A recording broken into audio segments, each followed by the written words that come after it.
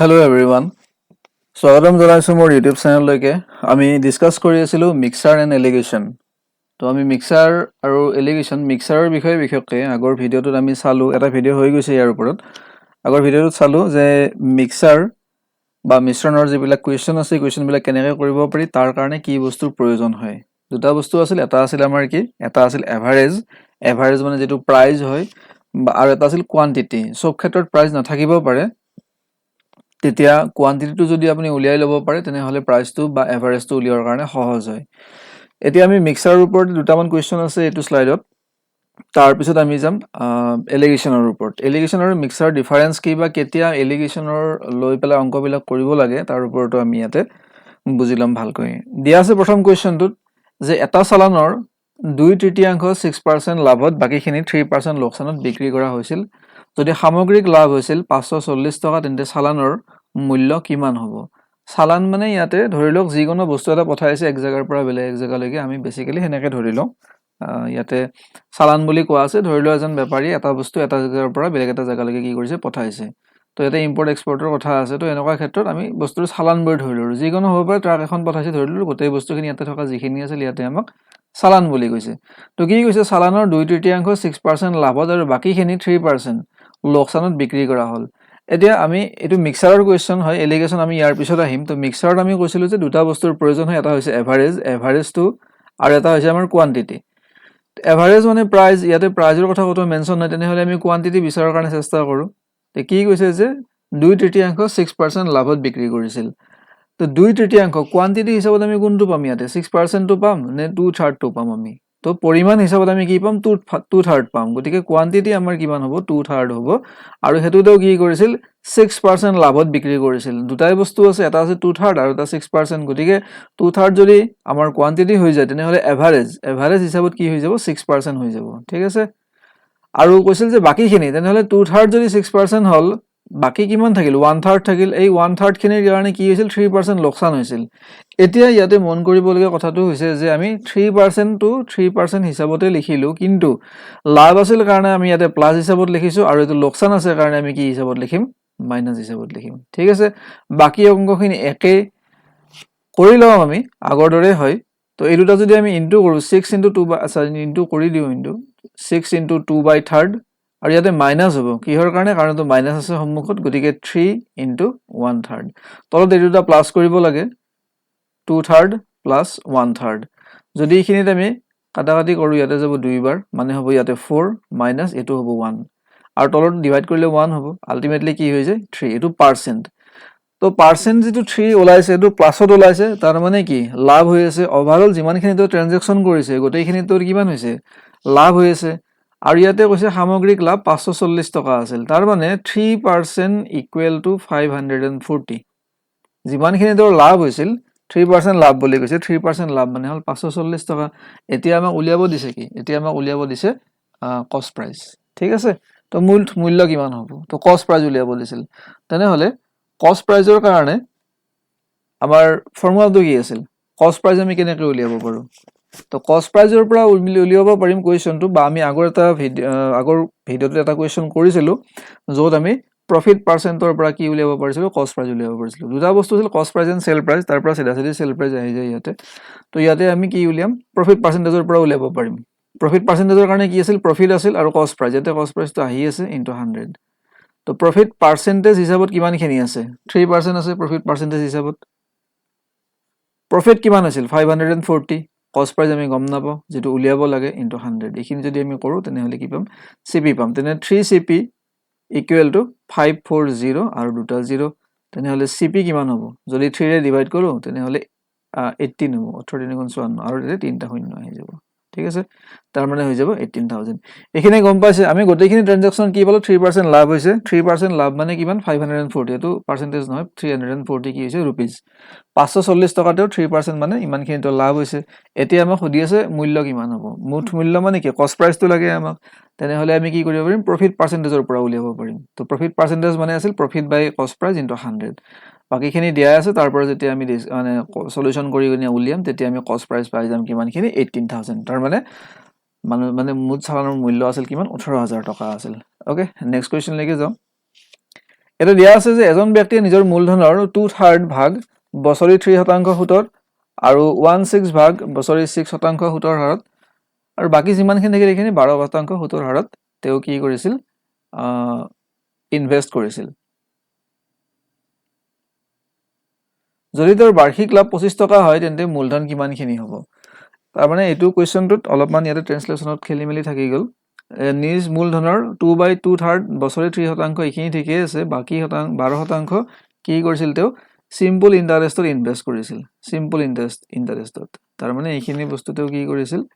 সৰল সুতত simple ইন্টাৰেষ্টত invest কৰিছিল তো ইয়াতেও আমাক দুটা বস্তু থাকিব কি থাকিব এটা থাকিব এভাৰেজ আৰু এটা থাকিব আমাৰ কোৱান্টিটি এভাৰেজ কোনটো কোৱান্টিটি কোনটো তে নিজ মূলধনৰ 2/3 টো কি হৈ যাব কোৱান্টিটি হৈ যাব তেনেহলে 3% টো কি আমি এভাৰেজৰ কাৰণে লিখিব পাৰিম 6% 1/6 আৰু বাকি যিমানখিনি থাকিল হিখিনি কি হৈছে 12% সুতৰ হাৰত তেওঁ ইনভেস্ট কৰিছিল ঠিক আছে তো বাকি কিমান থাকিল 2/3 1/6 1 ৰ পৰা মাইনাস যদি কৰো এটো হ'ব তো হৈ যাব 6 ইয়াতে হৈ যাব 3 plus 1 4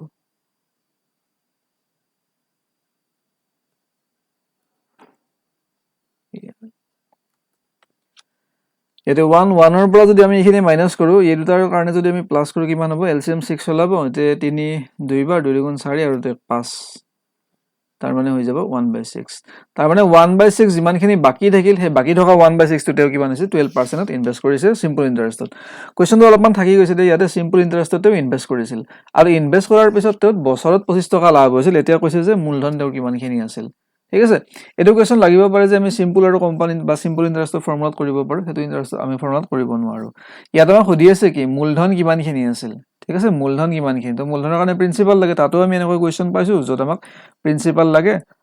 বেলেগ কোৱান্টিটি এটা আমাক দিয়া থাকে কিন্তু তাৰ কাৰণে কি লাগিব আমাক টাৰ্ম লাগিব যে কিমান সময়ৰ কাৰণে দিয়া আছিল ঠিক আছে প্ৰথম কথা তাৰ পিছত পাৰ্সেন্টেজ লাগিব ৰেট অফ ইন্টাৰেষ্ট লাগিব তাৰ মানে ৰেট অফ ইন্টাৰেষ্টটো লাগিব আৰু কিমানখিনি সিম্পল ইন্টাৰেষ্ট এইখিনি দিয়া আছে বাৰু 25 টকা তেও লাভ হৈছিল বা 25 টকা তেও প্ৰিন্সিপালৰ লগত প্লাস হৈ পেলাই আহিছিল এইখিনি বস্তু তো এইখিনি বস্তু দিয়া আছে কিন্তু সিম্পল ইন্টাৰেষ্টৰ যেটো ফৰ্মুলা আছে সিম্পল ইন্টাৰেষ্টৰ ফৰ্মুলাত আমি অংকটো কৰিব নোৱাৰিম ঠিক আছে তো নিজ মূলধনৰ 2/3 আছে 3% এইখিনি বস্তু আমি ইয়াতে লিখিছো এইখিনি যদি আমি সলভ কৰো আমি ইয়াতে এনসাৰটো পাই যাম তলত গোটেইখিনি প্লাস কৰিলে অবিয়াসলি আমি 1 পাম গতিকে এটো আমি প্লাস নকৰিলেও চলিব তো 3% * 2/3 এটো হ'ব 2 প্লাস এটো হৈ যাব 1 প্লাস ইয়াতে হৈ যাব 2 তাৰ মানে এটো হৈ যাব 5 তাৰ মানে কি হৈছিল ওভাৰঅল যেটো ট্ৰানজাকচন তেও কৰিছিল ওভাৰঅল ট্ৰানজাকচনত তেও কিমানখিনি হৈছিল 5% ৰ প্ৰফিট হৈছিল আৰু ইয়াতে কৈছে যে 5% মানে কিমানখিনি 5% মানে হৈছে 25 rupees তেনেহলে মূলধন কিমানখিনি হ'ব 5% মানে 25 গতিকে 1% মানে কিমান হ'ব 1% মানে 5 হ'ব মূলধন টোটাল মানে 100% 100% মানে কিমান হ'ব 500 হৈ যাব ঠিক আছে গতিকে মূলধন হদি আছে আমাক মূলধন হ'ব কিমানখিনি 5% হৈ যাব বুজি পাইছে নিশ্চয় একো নাই আগৰ দৰে হয় একেই বস্তুখিনি খালি ইয়াতে বাকি বুলি যিখিনি আছে সেইখিনি উলিয়াব লাগে মাইনাস কৰি আৰু বাকি এভাৰেজত কোনটো বস্তু ৰাখিব লাগে কোৱান্টিটিত কোনটো বস্তু ৰাখিব লাগে সেইখিনি ঠিকমতে ৰাখি পেলাই যদি সলভ কৰা যায় আমি এনসাৰটো উলিয়াব পাৰিম ঠিক আছে 40% এলকহলৰ মিশ্ৰণ পাবলৈ 20% এলকহলৰ মিশ্ৰণ 30% এলকহলৰ সৈতে কিমান অনুপাতত মিহলি কৰিব লাগিব আচ্ছা এইটো কোৱেশ্চন হয় এলিগেশনৰ কাৰণে তো ইয়াৰ পিছত হয়তো এলিগেশনৰ কোৱেশ্চন আছে এটো এলিগেশনৰ কোৱেশ্চন তো আমি মিক্সাৰৰ কোৱেশ্চন খিনি হেক কৰিলো এটা এলিগেশনৰ কোৱেশ্চন আৰম্ভ হৈছে এলিগেশন আৰু মিক্সাৰৰ বেসিক ডিফাৰেন্সটো এইখিনিয়ে যে এলিগেশনত যেটো আমাক ফাইনাল আউটপুট ফাইনাল যেটো ৰিজাল্ট এই ফাইনাল ৰিজাল্টটো আমাক সদায় দিয়া থাকিব ঠিক আছে তো মিক্সাৰৰ কোৱেশ্চন বিলাকত আমাক কি থাকে উলিয়াব লগা থাকে ইয়াতে মূলধন কিমানখিনি হ'ব আগৰ কোৱেশ্চনটোত আছিল চালানৰ মূল্য কিমানখিনি হ'ব তো ফাইনাল ৰিজাল্টটো আমাক উলিয়াব দিয়া থাকে ইয়াতে কিন্তু ফাইনাল ৰিজাল্টটো দিয়া আছে ফাইনাল ৰিজাল্ট কোনটো যে 40% এলকহলৰ মিশ্ৰণ পাবলৈ এলকহলৰ মিশ্ৰণ মানে এলকহলৰ লগত বেলেগ বস্তু মিক্স হৈ আছে হেটো পাব লাগে ফাইনালি তাৰ মানে হেতু কি ফাইনাল ৰিজাল্ট হল 40% আৰু হেতু পাবলৈ 20% এলকহলৰ মিশ্ৰণ 30% এলকহলৰ সৈতে কিমান অনুপাতত মিহলি কৰিব লাগিব বুজি পাইছে কোৱেশ্চনটো তাৰ মানে দুটা এলকহল আছে এটা এলকহলত কিমানখিনি আছে মানে মিশ্ৰণত কিমানখিনি এলকহল আছে 20% আছে বেলেগ এটা মিক্সাৰ যত এলকহলৰ পৰিমাণ কিমানখিনি 30% এতিয়া এই দুটা মানে এলকহল, এইটো এলকহল 1 বুলি ক'লো, এইটো 1A বা এইটো এলকহল B বুলি ক'লো আমি। এই দুটা আমি কি ৰেচিঅ'ত মিলাব লাগিব, যাৰ ফলত যিটো আমি মিক্সাৰ পাম সেই মিক্সাৰত এলকহলৰ মিশ্ৰণ কিমানখিনি হ'ব, 40% হ'ব। ঠিক আছে, তো আমি যি দুটা ভেলু আমাক দিয়া থাকিব, যে এটা 20% আৰু এটা 30%, সেই দুটা আমি লিখি ল'ম। লিখি লৈ পেলাই যিটো ফাইনেল ৰিজাল্টটো সদায় আমি মাজত ৰাখিম। মাজত ৰাখি পেলাই আমি কি কৰিম, ক্ৰছ মাইনাছ কৰিম। ক্ৰছ মাইনাছ মানে 40 - 30 ইকুৱেল টু কিমান হ'ব, 10%, আৰু 40 - 20 ইকুৱেল টু কিমান হ'ব, 20%। তাৰমানে এইটোক আমি চিম্পলেষ্ট ফৰ্মলৈকে নিব পাৰোঁ 1:2। তাৰমানে 1:2 ৰেচিঅ'ত যদি মিক্স কৰা যায় তেনেহ'লে এই দুটা, এইটো এটা এলকহল আৰু এইটো এটা এলকহল, তেনেহ'লে আমি যিটো এলকহল পাম সেই এলকহলটোত কি থাকিব, 40% এলকহল থাকিব। মানে যিটো মিশ্ৰণ পাম আমি সেই মিশ্ৰণটোত 40% এলকহল থাকিব। ঠিক আছে, একেবাৰে চিম্পল। খালি ইয়াতে আমাক ফাইনেল ৰিজাল্টটো দিয়া থাকে আৰু আমি ক্ৰছ মাইনাছ কৰিব লাগে। ফাইনেল এনচাৰ পাই গ'লো আমি 1:2। ঠিক, নেক্সট কুৱেশ্যনলৈকে যাওঁ। দুটা পাত্ৰত 5:3 আৰু 4:2 অনুপাতত মিহলি গাখীৰ আৰু পানী থাকে। এই মিশ্ৰণবোৰ কিমান অনুপাতত মিহলাই আধা গাখীৰ আৰু আধা পানী থকা নতুন মিশ্ৰণ এটা গঠন কৰিব পাৰিব। এতিয়া আমাক দুটা পাত্ৰ, এইটো আমি 1 ক'লো, এটা পাত্ৰ, এটা ক'লো আমি 2। এটা পাত্ৰত কি আছে, গাখীৰ আৰু পানীৰ অনুপাত আছে। ঠিক আছে, দুটা পাত্ৰতে আছে। এতিয়া এনেকুৱা কুৱেশ্যনটো আমি আগৰ ভিডিঅ'টোত কৰিছোঁ, তো তাতো আমি গাখীৰ আৰু পানীৰ ক্ষেত্ৰত গাখীৰৰ কাৰণে আমি ৰেচিঅ'টো লৈ লৈছিলোঁ। দুটাৰ কাৰণে যিকোনো এটা ল'ব লাগিব, পানীও ল'ব পাৰোঁ বা গাখীৰো ল'ব পাৰোঁ, এনচাৰ আমি একেই পাই যাম। তো ইয়াত যদি আমি গাখীৰৰ কাৰণে লওঁ, 5:3 অনুপাতত গাখীৰ মিহলি হৈ আছে। তাৰমানে 5:3 অনুপাত মানে কি, গাখীৰৰ যিটো ৰেচিঅ' বা গাখীৰৰ যিটো ফ্ৰেকশ্যন, গাখীৰৰ কাৰণে ফ্ৰেকশ্যন কিমানখিনি হ'ব, টোটেল 8। আমি আগতে কৈছিলোঁ যে ৰেচিঅ' কিমানখিনি আছে, 5 আৰু 3 8 ৰেচিঅ' আছে। তো 8 ৰেচিঅ'ৰ ভিতৰত 5 আছে গাখীৰৰ কাৰণে, গতিকে 5/8 কি আছে, গাখীৰ আছে। আৰু পিছৰ যিটো পাত্ৰ তাত আছে কিমানখিনি, 4, আৰু 4 আৰু 5 9, তেনেহ'লে 4/9 ইমানখিনি কি আছে, ফ্ৰেকশ্যন গাখীৰ আছে। ঠিক আছে, কৈছে কিমান অনুপাতত মিহলাই আধা গাখীৰ আধা পানী থকা এটা নতুন মিশ্ৰ কৰিব পাৰিব। আধা গাখীৰ আধা পানী মানে কি, সমান সমান হৈছে, তাৰমানে 1:1 অনুপাতত আছে। 1:1 মানে আমি গাখীৰৰ কাৰণে ক'ব গ'লে কি, হাফ হ'ব। মানে গাখীৰ আধা আছে, পানী আধা আছে, তাৰমানে ফ্ৰেকশ্যন হিচাপত কিমান, হাফ হৈ যাব। ঠিক আছে, এতিয়া আমাক ফাইনেল আনচাৰ দিয়া আছে, আধা গাখীৰ আধা পানী থকা নতুন মিশ্ৰণ এটা গঠন কৰিব পাৰিব। তাৰমানে ফাইনেল আনচাৰটো কি বা ফাইনেল ৰেচিঅ'টো কি, আমাৰ 1:2। এইটো ৰেচিঅ'ত আমাক কি লাগে, গাখীৰ আৰু মানে পানী কি অনুপাতত মিহল কৰিম, বা এই দুটা পাত্ৰত থকা মিশ্ৰণখিনি কি অনুপাতত মিহল কৰিম, এইটো ফাইনেল আনচাৰ। গতিকে এলিগেশ্যনৰ কুৱেশ্যন। কিন্তু এলিগেশ্যনৰ কুৱেশ্যনত কি হয়, মাইনাছ কৰিব লাগে। মাইনাছ কেতিয়াবা কি হয়, ইয়াৰ পৰা এইটো মাইনাছ হয়, কেতিয়াবা এইটোৰ পৰা এইটো মাইনাছ হয়। মুঠতে ডাঙৰটোৰ পৰা সৰুটো মাইনাছ কৰিব লাগে। কোনো ধৰাবন্ধা নিয়ম নাই যে এইটোৰ পৰা এইটো মাইনাছ কৰিব লাগে। ইয়াতে কথাটো হৈছে ইয়াৰ পৰা এইটো মাইনাছ কৰিম নে ইয়াৰ পৰা এইটো মাইনাছ কৰিম। ঠিক আছে, গতিকে এইটো কৰাতকৈ আমি এটা কাম কৰোঁ, যিটো ফ্ৰেকশ্যন আছে ফ্ৰেকশ্যনটোক আমি হোল নাম্বাৰলৈকে কনভাৰ্ট কৰোঁ। তো ফ্ৰেকশ্যনক হোল নাম্বাৰলৈকে কনভাৰ্ট কৰাৰ আটাইতকৈ সহজ উপায়টো কি হৈছে, যে ইয়াক আমি কি কৰিম, LCM দি পূৰণ কৰিম। তো 8 আৰু 9 আৰু 2 তিনিটা নাম্বাৰৰ কাৰণে LCM কিমানখিনি হ'ব, 72 হৈ যাব। গতিকে ইয়াক যদি আমি 72 ইনটু কৰোঁ, মেইন অংকটো এইখিনিয়ে, ইয়াৰ পিছৰ কৰিব লগাখিনি আমি ইয়াতে কৰি দি আছোঁ। 72 যদি আমি কি কৰোঁ, ইনটু কৰোঁ, তেনেহ'লে এই ফ্ৰেকশ্যনকেইটা এটা এটা হোল নাম্বাৰলৈকে কনভাৰ্ট হৈ যাব। কাটাকাটি কৰিম, ইয়াতে 8 বাৰ যাব, ইয়াতে যাব 36। তাৰ মানে কিমান হ'ব, এইটো হ'ব 45, আৰু এইটো হ'ব 32, আৰু এইটো হৈ যাব 36। এতিয়া যদি আমি ক্ৰছ মাইনাছ কৰোঁ, তেনেহ'লে আমি কি পাম, ইয়াতে পাই আছোঁ আমি 4, আৰু ইয়াতে পাই আছোঁ 9। 4 আৰু 9 চিম্পলেষ্ট ফৰ্মলৈকে নিব নোৱাৰি, তাৰ মানে 4:9 হৈ আছে। তাৰ মানে এনচাৰ হ'ব এইটো 4:9। বুজি পাইছে নিশ্চয়। ইয়াতে আমি গাখীৰ বা পানী যিকোনো এটাৰ কাৰণে লৈ পেলাই এনচাৰটো উলিয়াব পাৰিম। ঠিক আছে, যদি সন্দেহ আছে তেনেহ'লে আমি পানীৰ কাৰণে কৰি দি আছোঁ। এইটো গাখীৰৰ কাৰণে আছিল, পানীৰ কাৰণে কৰিম। পানী কিমান হ'ব, 3, টোটেল 8, আৰু ইয়াতে পানীৰ কাৰণে 5 আছে, টোটেল কিমানখিনি হ'ব, 9 হৈ যাব। পানীৰ ৰেচিঅ'টো একে, হাফ, কাৰণ আধা গাখীৰ আধা পানী। তো এইটো কৰিলেও আমি একেই পাই যাম, 72 ইনটু কৰিব লাগিব, ইয়াকো 72 ইনটু কৰিব লাগিব, ইয়াকো কৰিব লাগিব। ইয়াতে হ'ব 9, ইয়াতে হৈ যাব 8, আৰু ইয়াতে হৈ যাব 36। তো ইয়াতে হৈ যাব 27,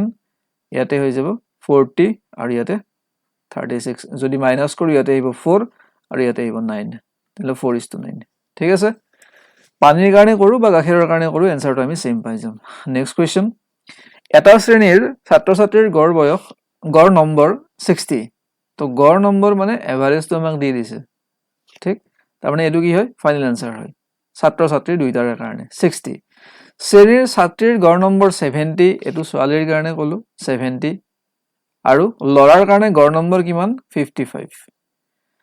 শ্ৰেণীত ছোৱালীৰ শতকৰা হাৰ কিমান পাৰ্চেন্ট ছোৱালী আছে হেতু উলিয়াব লাগে তো ফাইনাল আমাক দিয়া আছে ছাত্ৰ ছাত্ৰীৰ গড় নম্বৰ মাইনাস কৰো ইয়াতে পাম আমি 5 আৰু ইয়াতে পাম আমি 10 তাৰ মানে 1:2 এটো কি আছিল গাৰ্ল আছিল আৰু এটো বয় আছিল ছোৱালীৰ কাৰণে 70% আছিল বা গড় নম্বৰ 70 আছিল লৰাৰ কাৰণে 55 গতিকে ইয়াৰে তলে তলে যেটো ৰেশিও আহি আছে তো হয় ছোৱালীৰ কাৰণে আৰু ইয়াৰ তলত যেটো আহি আছে তো হয় লৰাৰ কাৰণে তাৰ মানে 1:2 অনুপাতত কি আছে ছোৱালী আছে তাৰ মানে ছোৱালীৰ কাৰণে যদি আমি উলিয়াব লাগে ছোৱালী কিমান আছে out of 3 1 out of 3 total কিমান 1 আৰু 2 ৰেশিও হৈ যাব 3 ছোৱালী কিমান আছে 1 ইয়াক যদি পাৰ্সেন্টেজ কৰো আমি ইনটু 100 কৰিম 100 কৰিলে 3 ৰে 100 ডিভাইড কৰিলে 33.33% হৈ যাব ঠিক আছে आंसर হ'ব 33.33 নিশ্চয় বুজি পাইছে একোই নাছিল খালি ৰেশিওটো উলিয়াব লাগে ৰেশিওৰ পৰা আমাক লৰা বা ছোৱালীৰ যদি সংখ্যা উলিয়াব দিয়ে তেনে হলে আমি কি কৰিম ৰেশিও কিমান গাৰ্লৰ কাৰণে বা ফ্ৰেকশন হিচাপত 1/3 হ'ব 1/3 যদি আমি পাৰ্সেন্টেজত কনভাৰ্ট কৰো ইনটু 100 কৰিলে 33.33 হৈ যাব ওকে নেক্সট কোৱেশ্চন সৰিয়হ তেলৰ দাম প্ৰতি কিলোগ্ৰামত 120 টকা ইয়াক পিছত দোকানী আন এটা তেল যাৰ মূল্য প্ৰতি কেজি 60 টকা তাৰ লগত মিহলি কৰে দোকানীয়ে মিশ্ৰণটো প্ৰতি কেজিত 20% লাভ কৰি 108 টকাকৈ বিক্ৰী কৰে কিমান অনুপাতত তেওঁ তেল দুটা মিহলাই খুব ইন্টাৰেষ্টিং কোৱেশ্চন তাৰ মানে ইয়াতে দুটা বস্তু আছে এটা সৰিয়হৰ তেল আছে আৰু এটা বেলেগ যিকোনো তেল আছে তো দুইটা তেল কি কৰে দোকানীয়ে মিক্স কৰে এটাৰ দাম হৈছে 120 টকা প্ৰতি কিলোগ্ৰামত আৰু এটাৰ দাম হৈছে প্ৰতি কিলোগ্ৰামত 60 টকা তো দুইটাই মিক্স কৰি তেও লাভ লয় লাভ 20% লাভ কৰি কিনে কিমান হয় 108 টকাকৈ বিক্ৰী কৰে তো দুইটাৰ কাৰণে আমি দাম দুটা লিখিলো এটো সৰিয়হৰ কাৰণে দাম দিয়া আছে 120 টকা আৰু অন্য তেলটোৰ দাম দিয়া আছে ইয়াতে কিমান 60 rupees এটা এই দুটা দাম মানে বস্তুটো মিক্সাৰ কৰে কৰি এটা নতুন দামত বিক্ৰী কৰে নতুন দামটো কিমান হৈছে 108 টকা তো ইয়াতে আমি কি লিখিম 108 টকা লিখিম হয় নহয় ইয়াতে আমি 108 টকা নিলিখো কাৰণ ইয়াতে আমি কি লিখো ইয়াতে লিখো সদায় আমি ফাইনাল দামটো যেটো ফাইনাল দাম থাকে ফাইনাল দাম কিমান 108 টকা নহয় 108 টকা নহয় 108 টকাকে তেও বিক্ৰী কৰি তেও 20% লাভ কৰে গতিকে 20% লাভ কৰাৰ আগতে বস্তুটোৰ যেটো অৰিজিনাল দাম আমি অৰিজিনাল নামটোহে লিখিম ঠিক আছে গতিকে বস্তুটোটা কিমান অনুপাতত তেও মিহলাই হেতু জানিবৰ কাৰণে 20% লাভটো আমি বাদ দি দিম তেনে হলে 108 টকা বস্তুটোৰ কি হয় সেল প্ৰাইস হয় তেনে হলে কস্ট প্ৰাইস আমি কি কৰিব মানে কেনেকৈ উলিয়াব পাৰিম তো সেল প্ৰাইসৰ পৰা কেনেকৈ কস্ট প্ৰাইস উলিয়াব পাৰি যদি আমাক প্ৰফিট লস যিকোনো এটা দিয়া আছে আমি প্ৰফিট আৰু লসৰ ভিডিওত পাইছিলো যে আমি কি উলিয়াব পাৰিম সেল প্ৰাইস উলিয়াব পাৰিম কেনেকৈ সেল প্ৰাইস উলিয়াব পাৰিম তাৰ কাৰণে ফৰ্মুলা আছিল প্ৰফিট প্লাস 100 বা 100 প্লাস প্ৰফিট ডিভাইডেড বাই 100 ইনটু কস্ট প্ৰাইস এটো আছিল ফৰ্মুলা তো আমাক সেল প্ৰাইস দিয়া আছে 108 প্ৰফিট কিমানখিনি 20% বা প্ৰফিট পাৰ্সেন্টেজ কিমান 20% তেনে হলে ইয়াতে হৈ যাব 120 এটো প্ৰফিট পাৰ্সেন্টেজ হ'ব সিধা সিধি প্ৰফিট নহয় প্ৰফিটৰ পৰা যদি আমি উলিয়াব লাগে আগৰ ফৰ্মুলাতে কৰিব পাৰিলো হেতেন ডিভাইডেড বাই 100 ইনটু কস্ট প্ৰাইস তো এইখিনি সলভ কৰিব লাগে 108 ইন দুটা জিৰো আহিব ইয়াতে 120 ইনটু কস্ট প্ৰাইস আমাক কিনা দামটো লাগে তেনে হলে কিনা দাম উলিয়াবৰ কাৰণে 10800 divided by 120 equal to কি হৈ যাব cost price হৈ যাব তো 120 ৰে যদি ডিভাইড কৰো তেনে হলে এটা জিৰো আমি ক্যান্সেল কৰি কম কৰি লব পাৰো তেনে হলে 9 বাৰ যায় আছে 12 দি 12 9 গুণ 100 আৰু এটা জিৰো আহিব তাৰ মানে বস্তুটোৰ কিনা দাম আছিল কিমান 90 rupees 90 rupees ৰ ওপৰত 20% প্ৰফিট তো 90 rupees ৰ 20% কিমান 18 টকা হয় গতিকে 90 লগত 18 যোগ কৰিলে কিমান খিনি পাম 108 টকা পাই যাম ঠিক আছে তাৰ মানে ফৰ্মুলা কি হয় এটো আমি আগতে পাই আছো যেতিয়া আমি প্ৰফিট এন্ড লসৰ অংক কৰিছো তাত আমি sell price cost price profit percentage loss percentage discount percentage overhead expense এবিলাক গোটেইবিলাকৰ ওপৰত আমি ডিটেইল মানে আলোচনা কৰি আইছো তো ইয়াতে আমি কি লিখিম 108 নিলিখো ইয়াতে আমি অৰিজিনাল দাম যেটো আছিল কস্ট প্ৰাইস লাভ লোৱাৰ আগত যেটো দাম আছিল 90 সেই দামটো লিখিম আমি ঠিক আছে তো ইয়াতে যদি মাইনাস কৰো পাম 30 ইয়াতে যদি মাইনাস কৰো আমি কি পাই যাম 30 তো 30 মানে 1:1 তাৰ মানে 1:1 অনুপাতত যদি বস্তু দুটা মিক্স কৰে তেনে হলে তেও 90 টকাত বস্তুটো কি কৰিব পাৰে আসলে বনাই মানে হৈ উঠিব আৰু তেও 108 টকাত যদি বস্তুটো বিক্ৰী কৰে তাৰ ওপৰত তেও 20% কি হ'ব লাভ হ'ব ওকে বুজি পাইছে নিশ্চয় এলিগেশনৰ কোৱেশ্চন বিলাক মিক্সাৰ তুলনাত ভালেখিনি সহজ ইয়াতে আমাক ফাইনেল দামটো দিয়া থাকে এইখিনিতে চাব যে ফাইনেল দামটো দিয়া আছে নে নাই বা ফাইনেল যেটো আউটপুট হয় সেইটো দিয়া আছে নে নাই যদি ফাইনেল আউটপুটটো দিয়া আছে তেনেহলে এটো এলিগেশনত গুছি যাব বুজি পাইছে বেসিক ডিফারেন্স এইখিনি তো বাকি দাম বা যি দিয়া থাকে হেতুত আমি ওপৰত লিখিলাম এলিগেশনটো মাজত লৈ পেলাই ক্ৰস মাইনাস কৰিম তো ক্ৰস মাইনাসত কোনো ধৰাবন্ধা নিয়ম নাই যে এটোৰ পৰা এটো মাইনাস হ'ব লাগে বা এটোৰ পৰা এটো এনেকুৱা কোনো কথা নাই যোন ফালৰ পৰা মাইনাস যায় মাইনাস কৰি তাত আমি ৰেশিও উলিয়াই লব ঠিক আছে next question Okay, next question 9. It was the last question. Mixer and allegation chapter পৰা তো এলিগেশনৰ ওপৰত 4টা কোৱেশ্চন আছিল সাম ইয়াৰ পিছত যদি পাৰি এলিগেশনৰ ওপৰত দুটামান কোৱেশ্চন আৰু লৈ আহিম এক্সট্ৰাকে কিন্তু এলিগেশনৰ কোৱেশ্চন বিলাক প্ৰায় সিমিলাৰ ধৰণৰে হয় ইয়াতকে টান আৰু কোৱেশ্চন ইয়াৰ কাৰণে নিদিয়ে এলিগেশনৰ কাৰণে কোৱেশ্চন ইয়াতকে টান ধৰণৰ নিদিয়ে এইখিনি কোৱেশ্চন কৰিলে সাফিসিয়েন্ট হয় আইডিয়াটো লৈ লো কেনেকৈ কৰিব লাগে অলপ অলপ ডিফাৰেন্সিয়েল যেনে এটো কোৱেশ্চনত আমাক লাভ দিয়া আছে 20% লাভ কৰি 108 টকাত বিক্ৰী কৰিছিল গতিকে ইয়াৰে ঠাইত যদি আপুনি সিধা 108 টকা দি দিয়ে ইয়াৰ ঠাইত তেনেহলে আপোনাৰ এনসাৰটো বেলেগ আহি যাব তো 108 টকা যদি তো বিক্ৰী কৰিছিল 20% লাভ লৈ পেলাই তেনেহলে অৰিজিনাল দামটো কিমান বা কষ্ট প্ৰাইস কিমান হেতু উলিয়াই লব লাগিব হেতু উলিয়াই লৈ পেলাই তাৰ পৰা মাইনাস কৰিব লাগিব বা আগৰ যেটো কোৱেশ্চন আছিল আগৰ কোৱেশ্চনটোত ছোৱালীৰ শতকৰা হাৰ উলিয়াব দিছিল বা লৰাৰো উলিয়াব দিব পাৰে ইয়াৰ পৰা ঠিক আছে তেনেহলে আমি কোৱেশ্চন বিলাক এলিগেশনৰ কাৰণে এনেকৈ কৰিব পাৰিম কেতিয়াবা ফ্ৰেকশন থাকে ইয়াৰ আগৰ কোৱেশ্চনটোত কিজানি ফ্ৰেকশন আছিল এডুকেশন ফ্ৰেকশন আছিল তেনেহলে ফ্ৰেকশনটো কেনেকৈ গুচাব পাৰি ফ্ৰেকশনটো গুচাই লৈ তাৰপিছত মাইনাস কৰি দিলে হ'ল তো মিক্সাৰ কোৱেশ্চন কেইটামান কৰিলো এলিগেশনৰো কৰিলো এলিগেশন আৰু মিক্সাৰৰ বেসিক ডিফাৰেন্স খিনি আমি ইতিমধ্যে চালো